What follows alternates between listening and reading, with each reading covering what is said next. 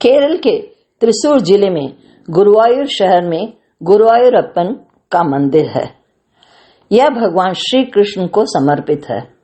यहाँ श्री कृष्ण की पूजा गुरुवायूरप्पन के रूप में की जाती है, जो वास्तव में कृष्ण का बाल रूप है। इसके अलावा यहाँ भगवान विष्णु के 10 रूपों को भी दर्शाया है।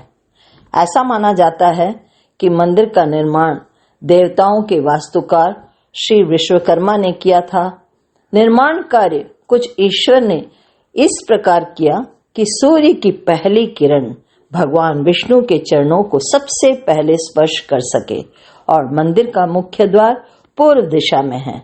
इसी दरवाजे से भगवान विष्णु के दर्शन होते हैं। यह मंदिर कम से कम 5000 साल पुराना है। कहा जाता है कि 1638 में इसके कुछ भागों का पुनः निर्माण हुआ था। केरला को भूलोगम का वैकुंठम भी कहा जाता है, अर्थात जहां ईश्वर का निवास है। एक कथा के अनुसार भगवान श्री कृष्ण ने मूर्ति की स्थापना द्वारका में की थी, और द्वारका में एक बार भयंकर बाढ़ आई तो मूर्ति बह गई, और बृहस्पति यानी कि गुरु को भगवान कृष्ण की मूर्ति तैरती हुई मिली। उन्होंने वायु की सहायता से मूर्ति को बचा लिया और उचित स्थान में स्थापना करने के लिए पृथ्वी पर एक उचित स्थान की खोज आरंभ की। तभी खोजते खोजते केरल दिशा की ओर चले गए, जहां शिव और पार्वती के दर्शन हुए, और उन्होंने कहा कि यह मूर्ति की स्थापना के लिए उचित स्थान है। तब गुरु और वायु ने मूर्ति का अभिषेक कर प्रतिमा की स्थापना की। वायु और गुरु द्वारा स्थापित होने के कारण गुरुवायूर के नाम से जाना जाता है। एक बात और है, यहाँ गैर हिंदुओं को मंदिर में प्रवेश करने की अनुमति नहीं है। यहाँ स्थित भगवान कृष्ण की मूर्ति के 4 हाथ हैं, जिसमें भगवान ने एक हाथ में शंख, दूसरे हाथ में सुदर्शन चक्र, तीसरे और चौथे हाथ में कमल धारण किया है। इस मंदिर की चित्रकारिता कृष्ण की बाल लीलाओं को दर्शाती है। इस मंदिर में पुरुषों को मुंडू नामक पोशाक पहननी पड़ती है, जबकि बच्चों को वेष्टी यानी कि धोती पहनना पड़ता है। महिलाएं साड़ी या सलवार कुर्ता ही पहनकर अंदर आ सकती हैं। यह मंदिर हाथियों के लिए भी बहुत प्रसिद्ध माना जाता है।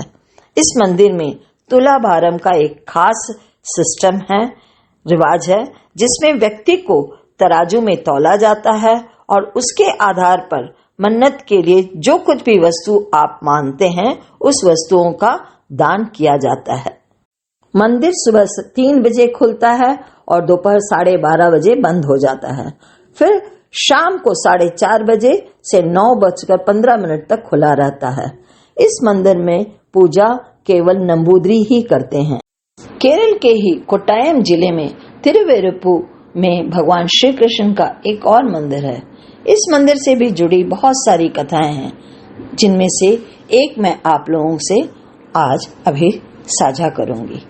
कहा जाता है कि भगवान श्री कृष्ण ने कंस से युद्ध किया और उसके पश्चात उसे मार गिराया था, तब वे बहुत थक चुके थे और बहुत थक जाने के कारण वहीं बैठकर विश्राम करने लगते हैं। तिरुवेरुप्पु में श्री कृष्ण का मंदिर उसी स्थान पर है जहां वे विश्राम करते हैं।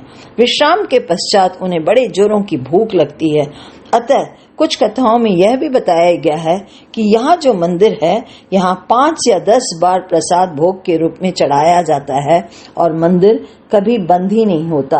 केवल 11:58 to 12 o'clock तक ही 2 मिनट के लिए मंदिर बंद होता है। मंदिर के पुजारी के हाथ में एक कुल्हाड़ी होती है। अगर किसी कारणवश मंदिर का ताला खोलने में देर हो जाए या मुश्किल हो जाए तो पुजारी कुल्हाड़ी से मारकर मंदिर का ताला तोड़ते हैं। यह वहां का नियम है। और एक आश्चर्य की बात यह है कि अभिषेक समाप्त होने के साथ साथ मूर्ति सूख जाती है, अर्थात गीला नहीं रहता। लोगों का यह भी मानना है कि जो भी व्यक्ति यहाँ आकर एक बार भी प्रसाद ग्रहण कर ले, उसे जीवन में कभी भूखा नहीं रहना पड़ता। तो रेडियो हिंदुस्तान के मेरे दोस्तों, आज केरला के प्रसिद्ध गुरुवायूरप्पन मंदिर और कोट्टायम जिले में स्थित तिरुवेरुपु में भगवान श्री कृष्ण के मंदिर से आपका परिचय कराया। पर इस मंदिर से जुड़ी कई कथाएं अभी और बाकी है, जिनसे आपका परिचय नेक्स्ट एपिसोड में अवश्य कराऊंगी। तब तक के लिए अनुमति दीजिए उमा प्रभाकरण को। करते रहें काम और सुनते रहें रेडियो हिंदुस्तान। दोस्तों, जल ही जीवन है, इस बात को मत भूलें। जल है तो कल है।